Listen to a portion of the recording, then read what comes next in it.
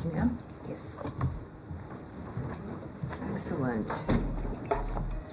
Excellent. Hi, everybody. Tuesday. Happy Tuesday. Yes. We had our trip, and we agreed that Monday maybe might not be the best idea. But also, of course, the White House was very busy yesterday. Very busy day for the country and for the world.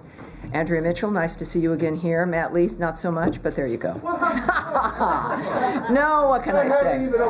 No, you haven't. And many of you, the benefit of being in the bullpen is that you got a very brief visit from the Secretary of State, because Matt Lee encountered him somewhere in the hallway. Right outside the bathroom. And you invited him into the bullpen, and of course, yes, that's right, male privilege right there. Invited him into, because he knows the bullpen from the airplane. The Secretary of State likes talking with you, which is very apparent. To my chagrin, sometimes 30 minutes on the record, it makes a person like me very nervous. But so he sees us, he thinks, oh, this must be my friend. And so he follows him into the room with the bullpen. But I hope you enjoyed that. We're going to do more, hopefully more of that. And welcome aboard, everyone. Again, thank you very much for being here. So I do have a couple announcements for you today.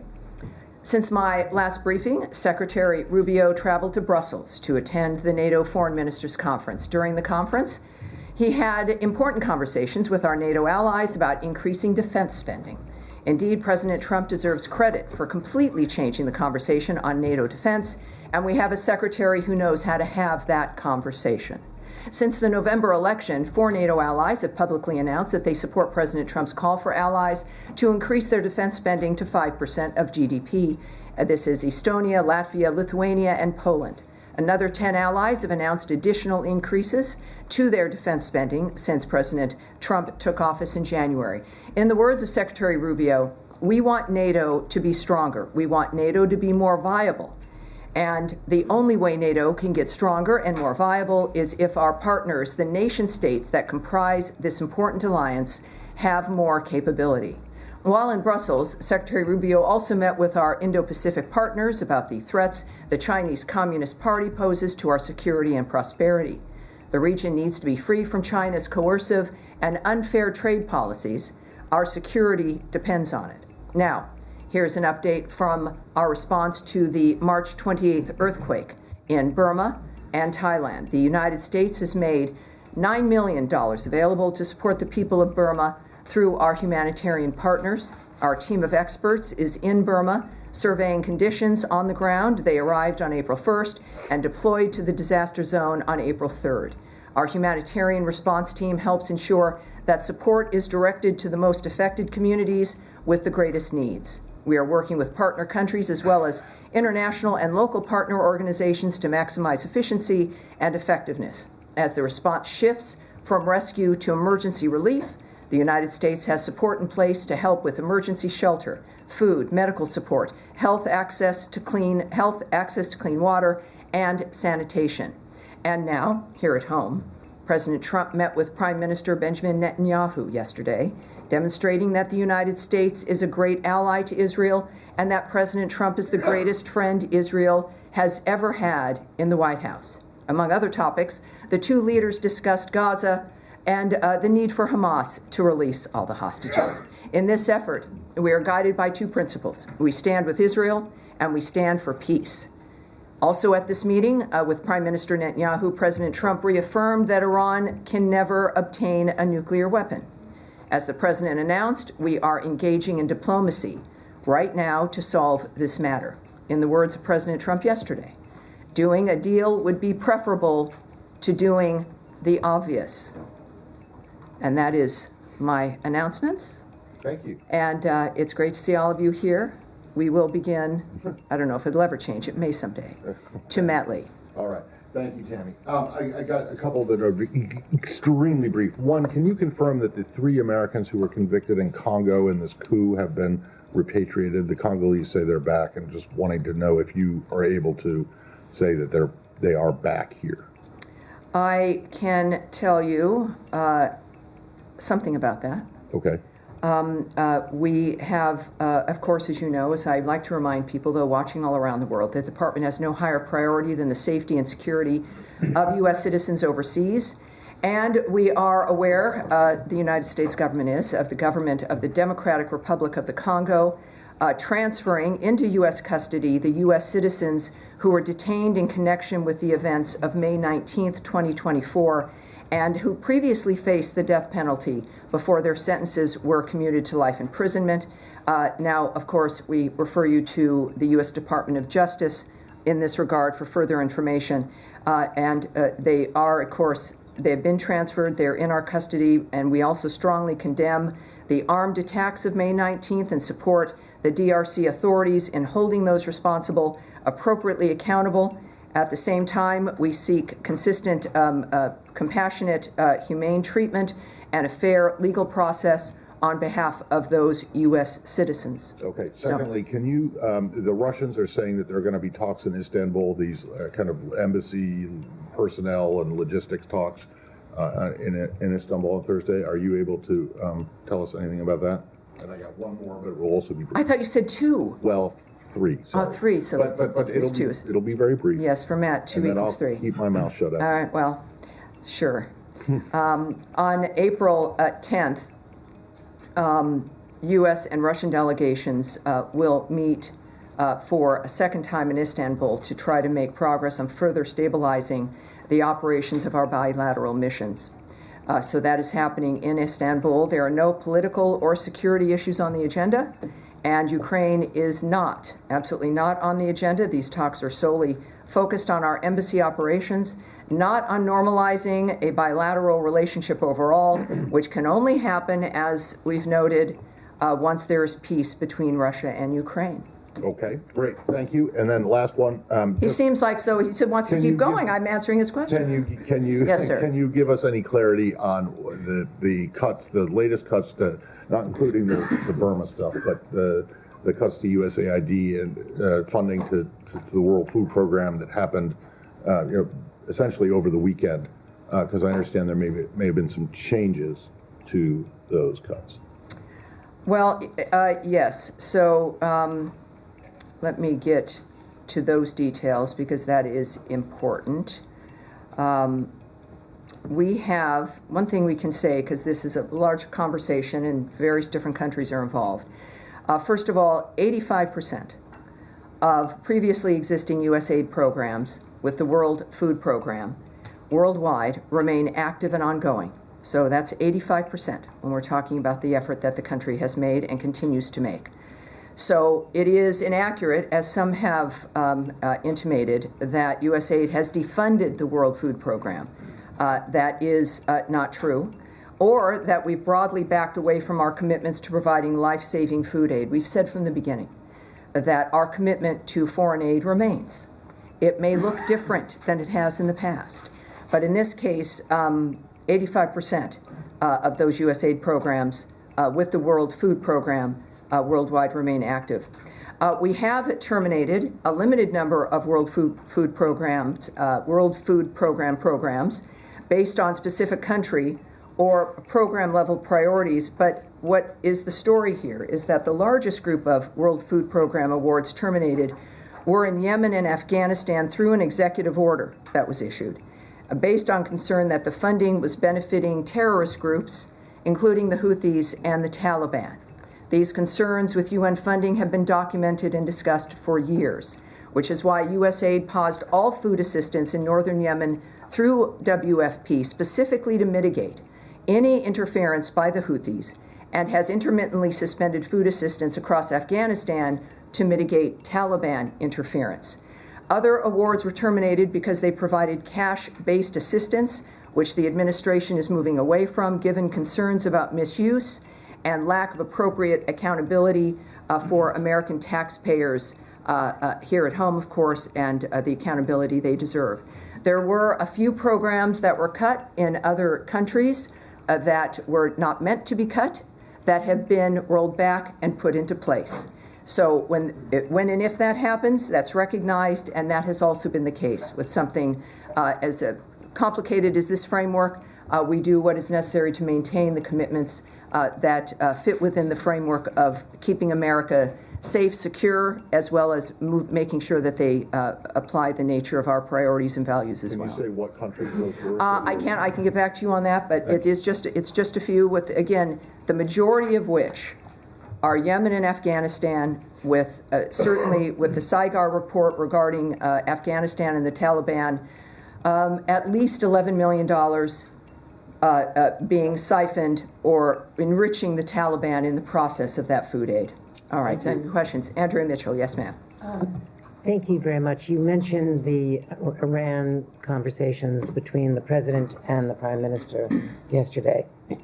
Can you confirm what the Iranian foreign minister, Arachi, said, which is that Steve Witkoff, the special envoy, will lead those talks, and that they will be indirect, not direct, as President Trump said? Or is there some clarification you can give us as to how the State Department sees these talks being composed? Well, I can't confirm anything an Iranian authority is going to say. What I can tell you is what the Secretary of State, Marco Rubio, has said, is that Mr. Witkoff, Special Envoy Witkoff, will be there. So he'll be present. And when it comes to the description of the event, I would refer you back to the President's remarks. That's who I rely on. Can you define what is meant by direct talks? Because the I would, Iranians are insisting at the foreign minister level that they are indirect. That's nice for the Iranians. I would refer back to the President of the United States, President Donald John Trump. I have one more subject. Yes, of course. You can also have more questions, absolutely. The other thing I wanted to ask you about, colleges, universities around the country are saying that with little or no notice, to them or their students, there have been massive cancellations of student visas without explanations. In some cases, some of the students have said they are for reckless driving citations. These are not students who are involved in protests. Not that that would necessarily justify it, but just can you clarify the way these are being canceled? Is there a process to determine? Is there a threshold for determining why a student visa would be canceled, and what are the criteria? Well, we've never gone into the details of the visa process. We don't discuss individual visas because of the privacy issues involved. We don't go into statistics or numbers. We don't go into the rationale for what happens with individual visas. What we can tell you is that the department revokes visas every day in order to secure our borders and to keep our communities safe, and will continue to do so. The criteria, as it is applied appropriately. And that's the extent that it's what we've been dealing with, right? And we've never been, and we're not inclined to answer those specifics, but I think the American people know, as we're seeing, that we take the border seriously, we take the visa process seriously, and the number of revocations, I can say, is dynamic, which is why we don't give those numbers out.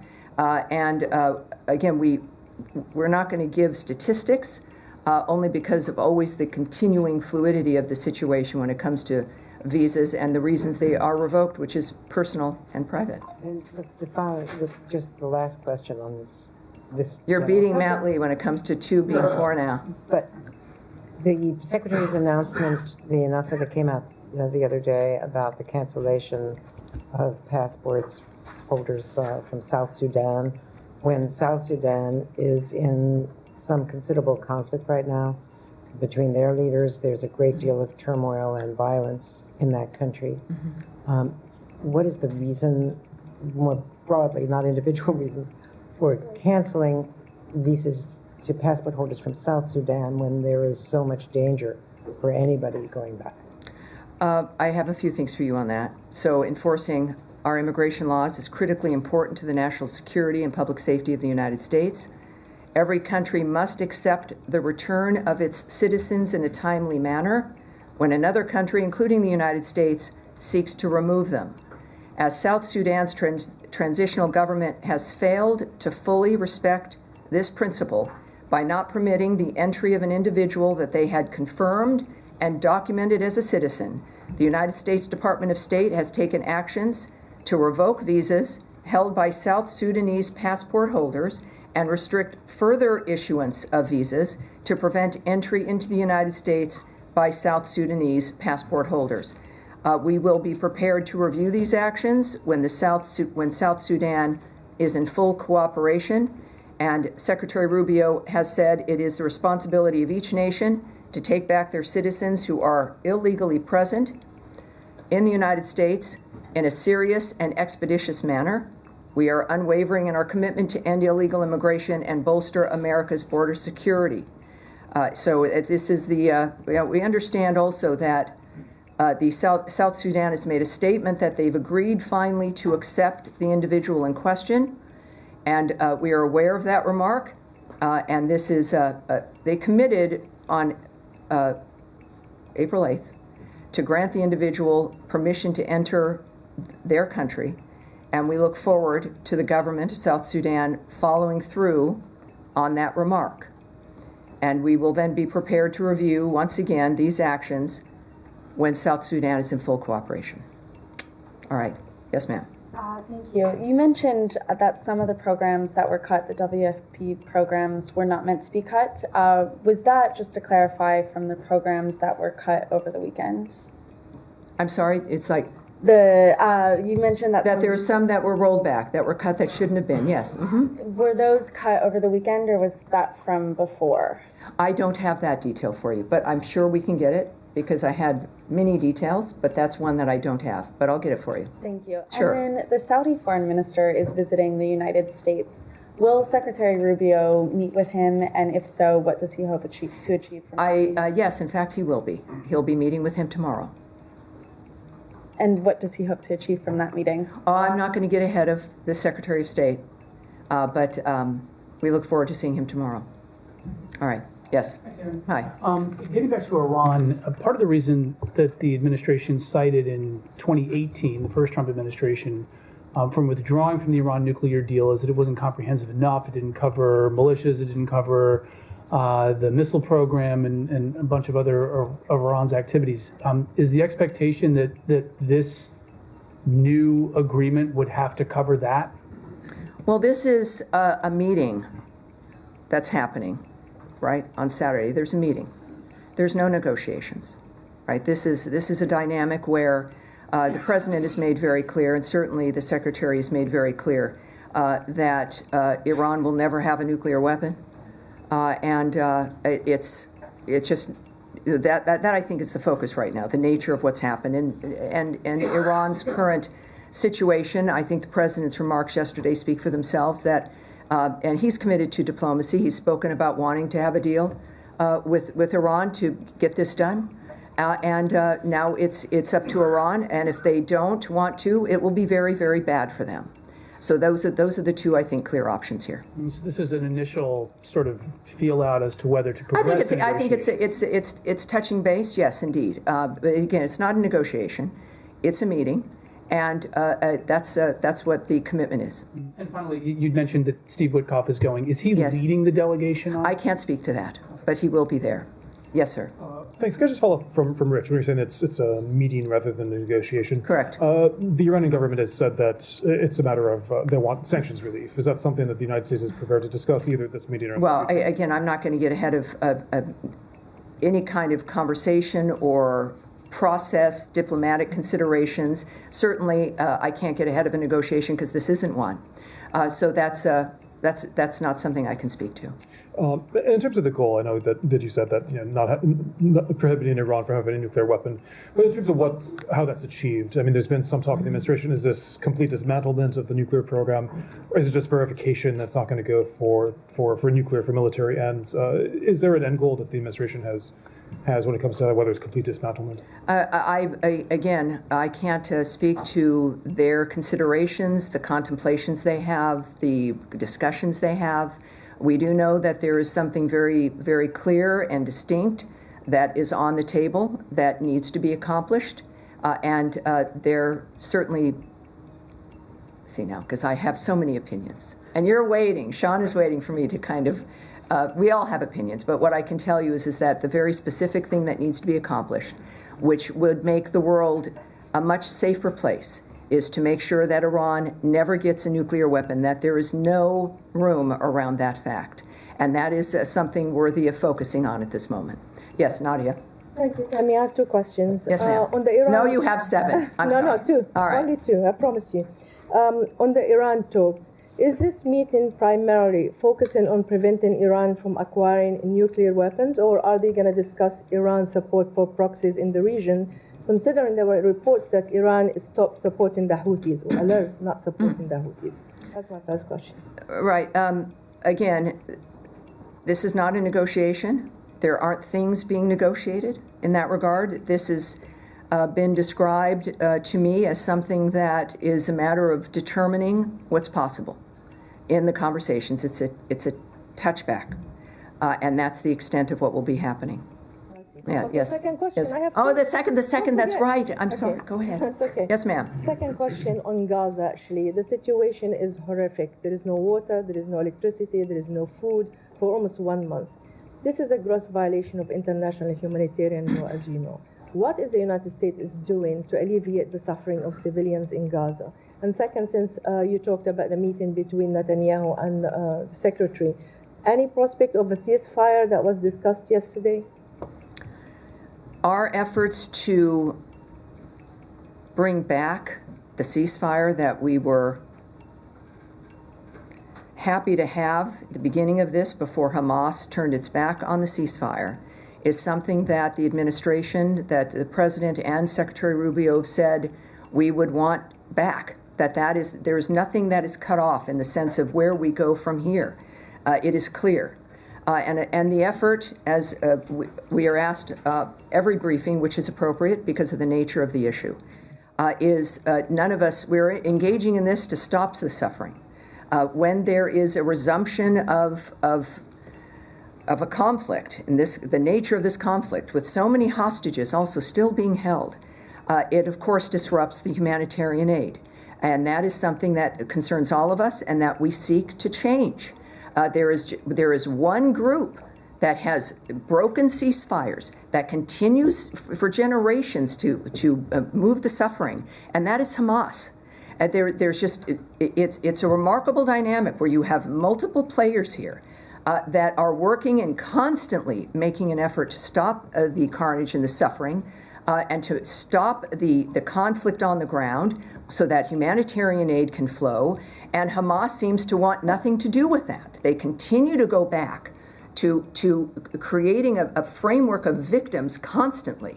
So I would say that obviously our effort is to get a ceasefire on the ground again, specifically so we can get aid into the area, specifically so that we can discuss what the region understands, which is the need for a new way to move us out of this horrible cycle. And obviously, that's what we've been dealing with for generations. President Trump is determined to end it once and for all, as is Secretary Rubio. They have one term, and this is why things have to move quickly. It never stops. Their efforts in the Middle East and on Gaza never stop. And that's what we hope for. And the results, hopefully, obviously, is for peace on the ground, for humanitarian aid, and for Gazans and everyone in the region to have a future to look forward to that they can trust. Yes, sir. Thank you, Tammy. 2 more questions here on Ukraine. Yes, sir. Can you please also confirm that there will be U.S.-Ukraine dialogue negotiation this week in Washington? And any color you can offer, who's going to be involved? Will they be in this building as well? I can't speak to any conversation or discussion about Russia-Ukraine here.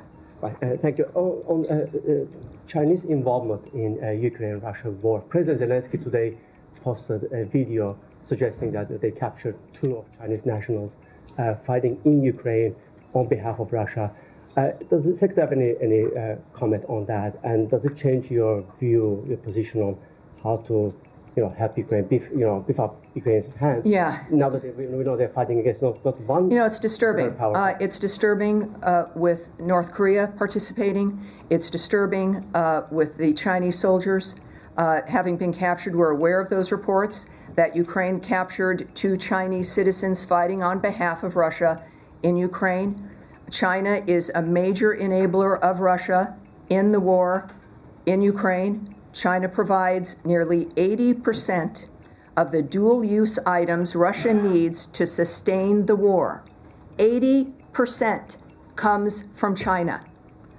As President Trump has said, continued cooperation between these two nuclear powers will only further contribute to global instability and make the United States and other countries less safe, less secure, and less prosperous. I think that's an understatement. Just to follow up, Secretary, spoke to us during the travel. He said that he will give some time to Russia to clear up its position in terms of, whether or not they are serious about the peace talks. Yes. To the events of this weekend, them targeting Zelensky's hometown and other attacks, do those events contribute, to the Secretary's position on that? Well, I know he loves talking to you guys on the trips. We were at NATO together, and he appreciates that. And he had a press conference at the end of NATO where he did go into very specifics when he was asked about the timeline, is that we would know within a matter of weeks if Russia was serious about peace. He said not months, not a year, but a matter of weeks, he said, we would know. And I think that this goes to the argument that they've made, even the beginning of the talks, some of the summits with Russia, and the first summit was, as the Secretary had noted, was to determine if they were serious. And so this, as I've mentioned, right, these are active men with a term in which to get this done, and plus the lives affected. We don't have time. Every day, every week that goes by affects the quality of people's lives, and some people who are alive now will not be alive tomorrow. So it is held with urgency. It will be a matter of weeks. And you, of course, you mentioned the attack on Kryvyi Rih. Which is I guess the hometown of President Zelensky. It was a Russian Federation ballistic missile strike in a residential neighborhood of that town. It is further underscores President Trump's urgent call for peace. And he's affected by this. It's long time to stop the death and the destruction and end this war, just as we know President Trump has been committed to finding and demanding the return of the missing or stolen Ukrainian children from Russia. So this is the top of the mind for President Trump and for Secretary Rubio. Yes, dear. Thanks, Tammy. Continuing on the two-question trend. First of all, an American teenager was shot and killed, and 2 others were shot in the West Bank. Has the U.S. called on the Israeli government to investigate their killings? We are certainly aware of that dynamic. We send condolences to the families involved. These were teenagers. There is an investigation that is going on. We're aware of the reports from the IDF that this was a counterterrorism act. We need to learn more about the nature of what happened on the ground, but we're aware of that, yes. And then on the contract terminations this weekend, who signed off on those? Was it the Secretary? I'm sorry, the contract? On the foreign aid contract. Oh, the foreign aid, terminations. yes. Is the Secretary himself still canceling those contracts, or has that been delegated elsewhere? We know, of course, of his full involvement in the beginning. We know that the review had officially ended. We also know of his schedule, and I've asked specifically from his office as well to get me that information, because you and some others have also been asking now about the nature of how this is transpiring. My goal is to get a fuller view now that review has ended, and that we have bureaus here addressing issues regarding foreign aid, et cetera. And I think that we have, I think it's time now for a fuller understanding of that, and that's part of that. And so we'll get that back to you. But my goal is to have a more comprehensive answer regarding the process now on the ground for us. All right? Follow up on that question. Yes, certainly, Saeed. Thank you very kindly. Now, when Shireen Abu was killed by the Israelis a couple of years ago, the American security coordinator was involved in investigating, and they drew a conclusion. My question to you is twofold on this issue regarding the boy. First of all, is the American security coordinator for the West Bank, is he involved in this thing? Is he going to follow up? And my second question, has there been any calls to the family from this building or from the U.S. ambassadors and so on to learn the circumstances? Well, again, there's things on the ground. We don't have the complete picture of what was going on the ground. I know that we're aware of the reports. We certainly always are engaged in the nature of what's happening with American citizens, and that's the case here, and that's the extent of what I'm going to say. Yes, sir. Right there. Yes, go ahead. Yeah. Thank you. Appreciate it. Two questions. I'll ask them back to back. Number one, UN Secretary General Antonio Guterres announced earlier today that he would not participate, the UN would not participate in the resumption of IDF humanitarian aid delivery into Gaza because he felt the parameters were not sufficient, not appropriate. Would the State Department consider, or planning even, to step in to aid the IDF in humanitarian aid delivery, given the importance that the State Department is placing on that particular area? And the second question is, what does the State Department view as a positive role for Turkey in Syria? Well, first of all, the reason there's aid issues and movement issues in Gaza is because of the resumption of the conflict. So I know we work through our partners on the ground. The fact is that if it was safe to move aid through Gaza, it would move. And at this point, that's clearly an assessment that it hasn't been safe. So I'm not going to speak about or presume to talk about what the State Department would do. Those are the decisions of the Secretary and of the President, of the highest levels of this government, about how to move through that framework. So that's not something that I'll speculate on. And your second question was? What does the State Department view as a positive role for Turkey in Syria, given the President's reaffirmation of his yes, President Erdogan? I think I know a great deal, I think as we all do, about Secretary Marco Rubio. But I'm not going to presume that I know how to speak for him when it comes to the notion of diplomatic decisions or maneuverings when it comes to the nature of what's going to be best for a region like that. Turkey is certainly an ally and a friend, but that is a conversation that belongs between leaders. Yes.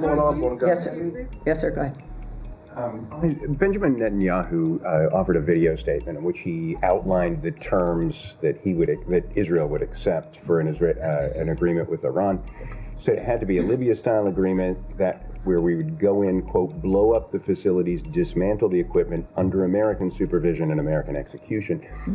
Is that a position that Secretary Rubio agrees with? Is it a precondition by Israel that the U.S. is willing to accept? I can't discuss that because I wasn't in that room. I certainly don't speak for Israel or for the Prime Minister and his remarks about what's important to him. So I would leave that to the nature of conversations at that level, certainly not something for me to comment on here. When the President says that he would rather resolve this through diplomacy rather than the alternative, sure. Can you just spell out what is the alternative? Is it a U.S. military strike on Iran? Well, I guess that's something that everyone's supposed to consider, right? The President has made himself very clear about what he prefers, and that's diplomacy and making deals. And he's been very successful at that. The world, though, as we've seen, of course, seems to devolve into violence, and that is something that he clearly has. Ending that violence and changing that trajectory is something that President Trump has made a hallmark of his this last term of his, and it is a remarkable commitment. So I think that speculating or hypothesizing in a world where it's dangerous when it comes to real life and what's happening is not certainly something that any of us should do. But it's I think an important reminder that President Trump not only talks about diplomacy and what he prefers, but he acts on it as well. All right. Yes, sir. Thank you, Tammy. Going back to Iran, you said that this is not a negotiation, but it's talks. Can you tell us what are you going to talk about with Iran? Are you going to set up a stage, or are you going to set up a timeline, or well, what are you going to negotiate with Iran? The Omanis are hosting. Special envoy Witkoff will be there.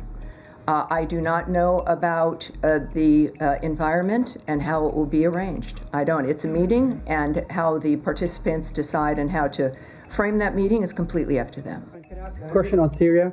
There is a lot of concerns about new Syrian government approach towards the Kurdish and Jews and other minority rights. Do you have any sorts of pressure on the Syrian government to behave according to international law and to take care about the minority groups? I know that, and we've spoken about this here before, is that we expect the Syrian government to abide by human rights law, to abide by the common laws of what is a decent government, the nature of the choices we make. So that's not unusual. And they've had a recent government formation or advisory formation, which seemed to involve additional groups in Syria. But there's much more that have to be done that has not been done. And we're waiting to see them take more action. So obviously there's expectations that have yet to be met, so we're waiting to see what they're doing. When it comes to pressure, the pressure really is about whether or not a nation wants to be within and accepted within other nation states and within the world. I think that's certainly an indication here that's possible or not possible. Yes, sir. Thank you. You have been involved in helping start Kurdistan oil exports, and that is much appreciated, but now there is a new problem. The oil exporting companies, including U.S. companies, say that Iraq is changing the contract unilaterally and exports can't resume until this is resolved. Are you concerned about this problem? Are you involved in trying to fix it? That we'll have to take back when it comes to the details. All right, so that's Iraq and the oil, right? Let's get back to him on that. All right. Yes, go ahead. Thanks, Kenny. Just circling back to those latest cuts in foreign aid. You noted concerns about interference in Afghanistan and Yemen, but it was funding that the department initially allowed to continue because it was deemed to be life-saving. And there are other places, of course, where interference is still a concern that are still benefiting from U.S. aid dollars.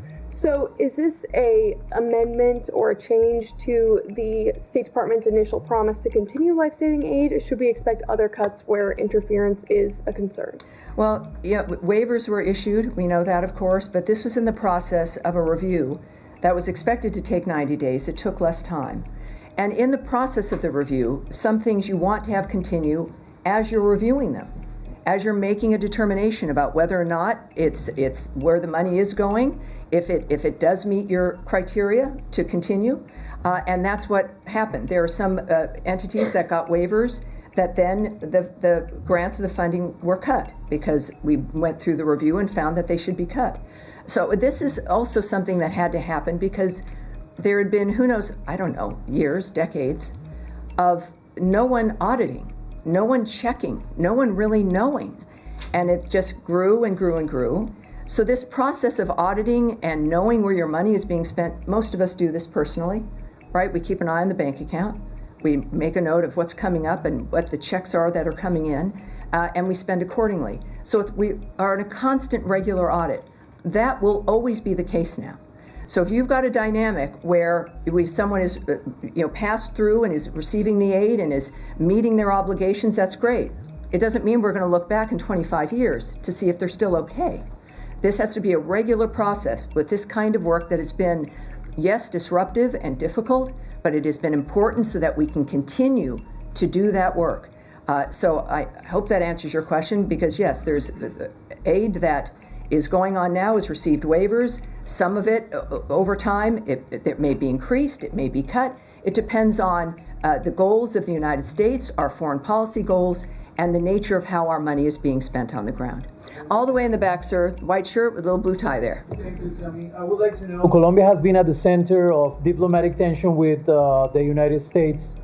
At the beginning of this administration, we saw President Petro saying that he wasn't going to accept these deportation flights, and then he changed his mind, as President Trump said, in 13 minutes. Now, he's saying that Secretary Noem said that President Petro told her he was a friend of the cartels and that members of the Tren de Aragua need a lot of love. Now President Petro says that is not true. What is the current state of that relationship between U.S. and Colombia after those two episodes? Well, I would refer you to the White House when it comes to the nature of a relationship. But other than that, I think we'll bring that back when it comes to if there's been any actual response to those kinds of statements. But we'll get back to you. But that's what I have there. Yes, sir. On the end here, sir. Thank you. This morning, as you're aware, President Trump and South Korea's acting President Han had a first phone call, and then they discussed South Korea's payment for hosting U.S. forces Korea. And so do you see any possibility that the State Department somehow engaged in a renegotiation of the co-sharing deal that was actually signed last year That was my first question. Well, let me answer that because it'll be a short answer, so I can't answer that, right? So I won't be discussing the nature of diplomatic conversations or anything of that nature, or what choices we might make, either as, certainly as a government, but certainly not as the State Department. Second question? Second question is, South Korea, as you're aware, still facing a period of leadership vacuum after President Yoon's removed from office. So do you think that that period of a leadership vacuum will have some negative impact on the alliance between South Korea and the United States? I